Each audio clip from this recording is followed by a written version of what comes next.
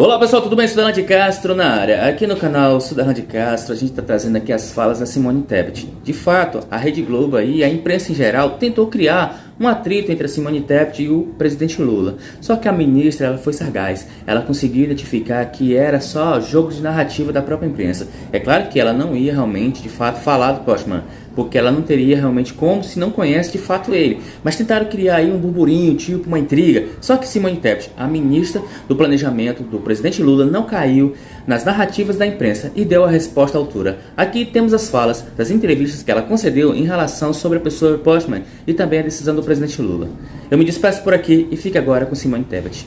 Bom, primeiro, o grande desafio do IBGE continua, né? Nós tivemos aí, vamos dizer, um suspiro e um fôlego, porque tivemos um presidente interino, o Simar, que é um técnico da mais alta capacidade, que teve a capacidade de pedir um pouco de paz dentro do IBGE para que nós pudéssemos dar a resposta que a população precisa, né? Quantos somos, como eu disse, quem somos, onde vivemos e como vivemos. Isso ele fez com maestria.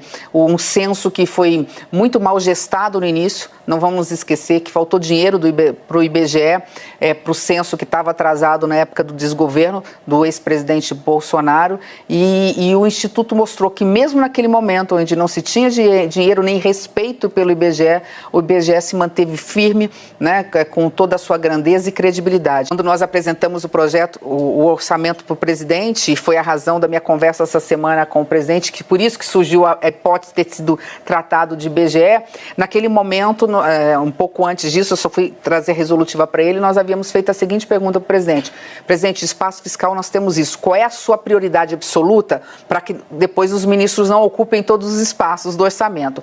Ele falou valorização do salário mínimo, ou seja, salário mínimo acima da inflação todo ano. Então nós projetamos isso deu um impacto na Previdência também, consequentemente isso absorve uma parte do orçamento, aí sobra bem menos recurso para um remanejamento feito nos ministérios. Mas todos serão contemplados, nenhuma política pública será descontinuada. Nós estamos conversando no Planalto, nas nossas reuniões quase que diárias, ou se não de 3 vezes por semana, junto à Junta de Execução Orçamentária, de que estava chegando o momento de trocarmos o presidente do IBGE. Diga-se de passagem, um presidente técnico que cumpriu uma missão exemplar, sem nenhum ruído, conseguindo fazer de um limão uma grande limonada ao trazer e apresentar para o Brasil o censo, né, de 2000, agora no caso 2023. Quem somos, quantos somos, onde vivemos, como moramos, para que esse diagnóstico, a partir de agora, possa servir de baliza para as políticas públicas no Brasil. Gastar bem o pouco que se tem passa pelo diagnóstico preciso que o IBGE, enquanto instituto sério e responsável, costuma fazer. Então aqui quero deixar muito claro que já havia um consenso dentro do meu ministério e dentro do Palácio de que nós faríamos no momento oportuno a troca do presidente do IBGE. Também fui avisada, já não é de agora, de alguns dias, que o presidente da República teria um nome e gostaria de fazer uma escolha pessoal em relação à presidência do IBGE. Naquele momento, não perguntei por nomes e muito menos o faria, porque acho mais do que justo esse pedido. E digo por quê. Eu quero deixar muito claro para vocês o seguinte: o presidente Lula não me fez um pedido até hoje. Nenhum pedido dentro do Ministério ou fora. Aliás, ele não me pediu sequer para apoiá-lo no segundo turno. Vocês se lembram que eu fiz uma declaração de apoio antes mesmo de conversar com o presidente Lula.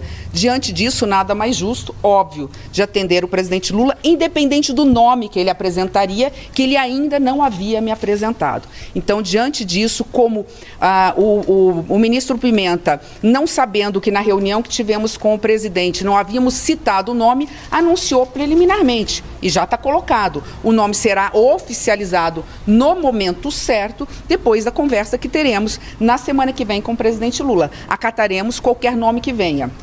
O nome já está posto? Já está posto. Será esse? Confirmei com a Casa Civil, confirmei com o ministro Padilha se era o nome do qual eles estavam se mencionando. Eles confirmaram que sim, e eu agora, o próximo passo é a semana que vem marcar uma reunião, quando a agenda permitir, com o economista, professor da Unicamp, Márcio Potman, que agora eu sei o nome dele, e que terei o maior prazer de atender, portanto, o pedido do presidente Lula. Quero antecipar que não faço pré-julgamentos, portanto, aqui não vou atender atender a nenhum questionamento que me façam, que eu sei a ordem e de que ordem virá, porque já fui muito pré-julgada na minha vida profissional e política. Eu vou ouvi-lo primeiro, né? Tem um lado que tem falado bem, outro lado que tem feito questionamentos. Eu não quero saber do passado, eu quero saber do presente. A conversa será técnica e ele será tratado como técnico e será muito bem-vindo pela nossa equipe. Irá e continuará no IBGE enquanto estiver atendendo aos interesses da sociedade brasileira.